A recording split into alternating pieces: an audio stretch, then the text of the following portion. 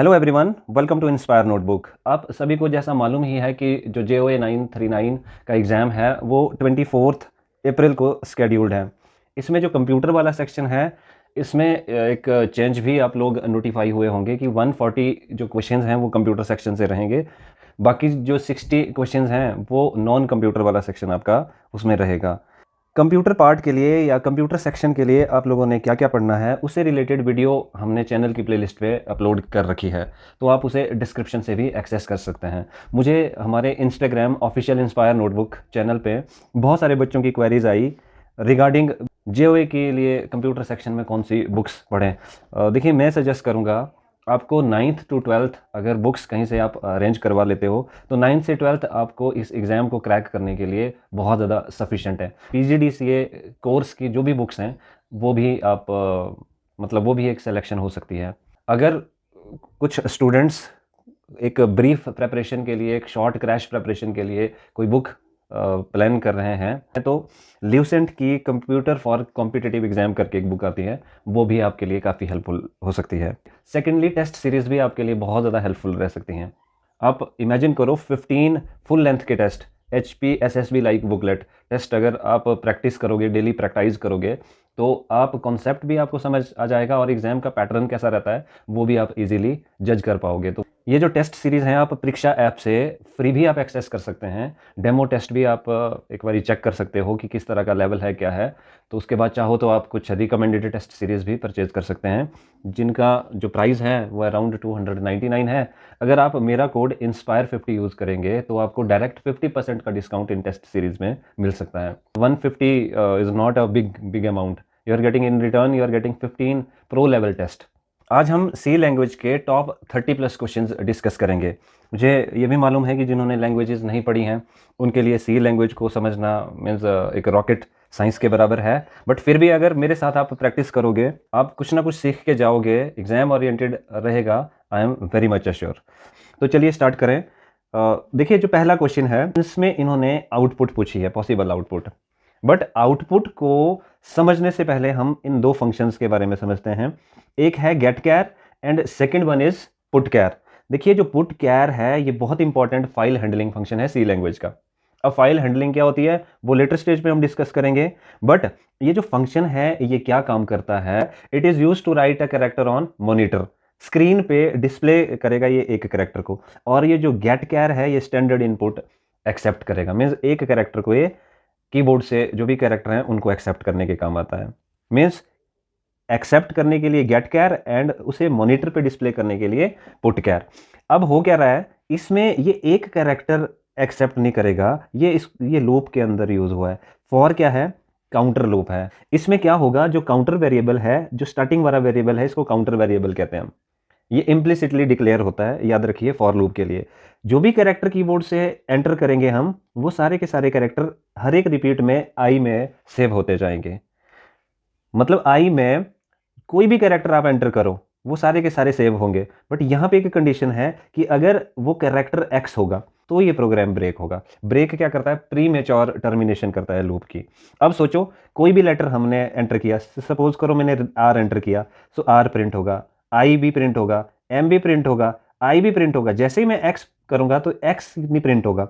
ये इसने कहा कि अगर एक्स होगा तो ब्रेक होना चाहिए, तो आर आई एम आई होगा। बट इन्होंने एम आई दिया है, एम आई एक्स दिया है, एम आई एक्स एक्स, तो ऑप्शन ए करेक्ट होगा, क्योंकि एक्स जिसमें भी है वो प्रिंट नहीं होगा, क्योंकि एक्स के लिए टर्मिनेशन कंडीशन दी है ना कि अगर एक्स होगा तो टर्मिनेट होना चाहिए। अगले प्रोग्राम फ्रेगमेंट की ओर जाते हैं। इसमें इन्होंने प्रोग्राम की आउटपुट रिजल्ट पूछा हुआ है। एक वेरिएबल आई है, इसमें 5 लोड किया है, पर कंडीशन इन्होंने क्या दी कि अगर I equal to 5 means I में अगर 5 होगा तो ये मेन फंक्शन को कंट्रोल जाएगा और ये टर्मिनेट हो जाएगा। तो आई में क्योंकि 5 ही था तो इसलिए इसका ऑप्शन डी करेक्ट होगा। अगले क्वेश्चन को थोड़ा सा ध्यान से समझते हैं।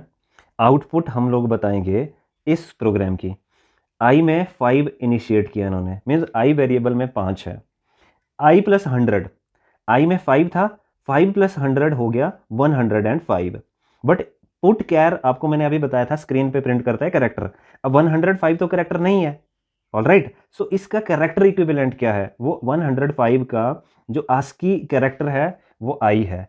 आप लोगों ने ASCII के बारे में तो सुना होगा, American standard code for information interchange. इन्होंने डेसिमल नंबर के लिए डेजिग्नेट कैरेक्टर्स हैं, जैसे कैपिटल A है, ये पूरी दुनिया 65 ही फॉलो करना पड़ेगा उनको A का कोड।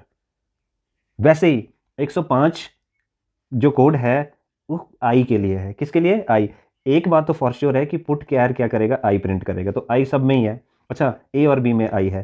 तो फिर आगे देखते हैं, एक प्रिंट एफ फंक्शन का यूज किया इन्होंने। अब नंबर प्रिंट होगा, जो ये टाइप स्पेसिफायर है %d, ये स्क्रीन पे नंबर डिस्प्ले करेगा। नंबर क्या है? देखो आई में 5 है, आई में क्या है? 5। इसका मतलब आई कैरेक्टर आएगा और 5 आएगा, तो आई 5, देखो आई 5 है इसमें।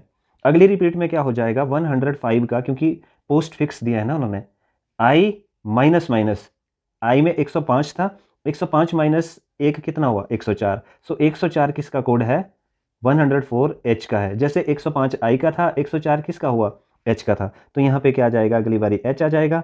फिर आई में 5 था, 5 माइनस माइनस मीन्स रिवर्स क्या हो जाएगा? 4। वैसे ही 103 का क्या आ जाएगा? जी मीन्स 103 डेसिमल का जो कैरेक्टर कोड है वो जी है, जी का 103 कोड होता है। अगली बारी 4 से हो जाएगा 3, फिर 102 का एफ आ जाएगा और 3 का 2 हो जाएगा, फिर उसका क्या आ जाएगा? 101 का ई आ जाएगा और 2 का क्या हो जाएगा? 1 हो जाएगा। तो ये वाला ऑर्डर आ जाएगा। आई होप आपने रिलेट कर लिया होगा कि इसमें हो क्या रहा है। नेक्स्ट क्वेश्चन बहुत ही इंटरेस्टिंग क्वेश्चन है। इस क्वेश्चन को समझाने से पहले इसके बारे में बताना चाहूँगा मैं आपको, जो मैंने अंडरलाइन किया। ये टर्नरी ऑपरेटर है। टर्नरी ऑपरेटर क्या होते हैं कि कंडीशन अगर ट्रू हुई तो क्या करते हैं? ये वैल्यू 1 डिस्प्ले करते हैं, नहीं तो वैल्यू 2। मीन्स फॉल्स के लिए कौन डिस्प्ले होगी? वैल्यू 2। कंडीशन अगर फॉल्स होगी तो वैल्यू 2, ट्रू होगी तो वैल्यू 1। क्वेश्चन मार्क से सेपरेट होंगे, ये एग्जाम में आ सकता है। अब देखिए कंडीशन क्या है? x is greater than 7। पहले ये चेक करो क्या x 7 से ग्रेटर है? नहीं है, क्योंकि x में 5 है। ये फॉल्स होगी तो प्रिंट हो जाएगा ये वाला, ये वैल्यू। अगर ट्रू होती तो प्रिंट होनी थी ये वाली वैल्यू। ऑलराइट, %c क्या है? ये कैरेक्टर डिस्प्ले करेगा, जो पुट कैर वाला काम है, अब वो ये %c कर रहा है। आई में क्या है? 107। सो 107 नंबर नहीं ये डिस्प्ले करेगा, 107 का आस्की कैरेक्टर। 107 आस्की का जो कैरेक्टर है वो होता है के। सो ये क्या प्रिंट करेगा? के। इस क्वेश्चन में इन्होंने बोला कि ग्रेटर देन को लेस देन से रिप्लेस करो। मान लो मैंने लेस किया, ये x में 5 है, क्या x 7 से लेस है? हाँ, मैंने बताया था अगर हाँ तब ये वाली थर्ड या इसका रिजल्ट डिस्प्ले होगा, ये वैल्यूट होगी वैल्यू 1। अगर फॉल्स है तो ये होगा। इस क्वेश्चन में, पिछले क्वेश्चन में ये फॉल्स था, तो आई की जो वैल्यू है उसका कैरेक्टर इक्विवेलेंट डिस्प्ले हुआ। अब ये कह रहा है कि अब इंटीजर होगा, क्योंकि ये ट्रू हो गई। इंटीजर क्या है इसमें? 107 ही है। वहाँ पे के हुआ, अब यहाँ पे 107 डिस्प्ले हुआ। आस्की के, अगर सी फॉल्स होता देन के प्रिंट होता, ट्रू है तो उसका 107 डिस्प्ले हो गया। अच्छा, एक और प्रैक्टिस कर लेते हैं, ठीक है जी। अब मान लो यहाँ पे मैं 65 करता हूँ, मान लो 65, ऑलराइट, और यहाँ पे ट्रू कर देता हूँ। x लेस देन 7 है, लेस देन 7, हाँ, तो i में क्या है? 65 है, तो 65 ही डिस्प्ले होना है।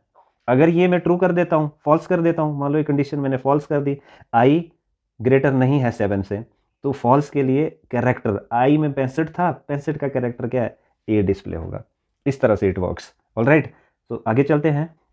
ये भी थोड़ा सा ट्रिकी क्वेश्चन है, थोड़ा जल्दी जल्दी करना पड़ेगा। सुनिए, लूप में प्रिंट होगा, रिपीट होगी, ये चीज़ फॉर श्योर है। लूप्स क्या करती हैं? चीज़ों को रिपीट करती हैं। प्रिंट एफ, सबसे पहले तो इन्होंने नंबर प्रिंट करने को बोला है, फिर printf A Z, alright, printf B Y, ये रिपीट होंगी। तो इसमें देखो क्या रिपीट होगा? पहले ए जेड और टाइप स्पेसिफायर है डी, ऑलराइट, सो वो होगा 2, क्योंकि ए और जेड कितने हैं? 2 हैं। फिर होगा प्रिंट बी वाई, फिर ये रिपीट होगा क्योंकि वाई लूप लगी है, A Z to B Y, again A Z to B Y.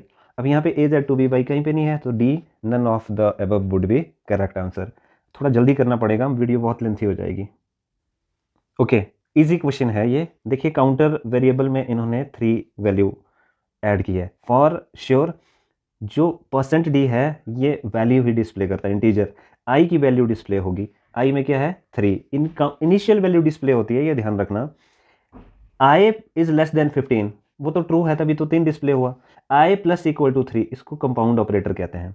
i plus equal to 3 का मतलब i में जो वैल्यू थी वो 3 प्लस होके i में ही ऐड हो जाएगी।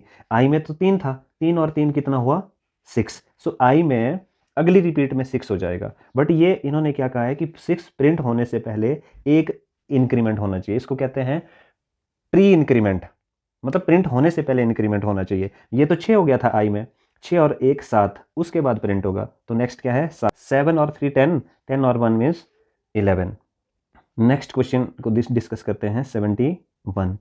तो 71 में इस वाली एक्सप्रेशन को सॉल्व करने पे, ये सिंपल है, मैथ वाला क्वेश्चन है। ए की वैल्यू पुट करो, उसको आप डिवाइड करो 20 से, फिर मॉड्यूलस सी से निकालो, मल्टीप्लाई करो। तो ये जो वैल्यू कैलकुलेट अभी मैंने करी थी ये ज़्यादा आ रही है इसकी कैलकुलेशन से। कंपैरिजन ऑपरेटर में सपोज करो ये वाली एक्सप्रेशन अगर ट्रू हो जाती है, मीन्स बिगर है, तो वो रिटर्न करेगा 1, या जो फॉल्स होगी उसके लिए क्या है 0, क्योंकि इन्होंने पूछा है कि ये वाली वैल्यू ग्रेटर है, तो ये 1 रिटर्न करेगा, 1 मीन्स ट्रू।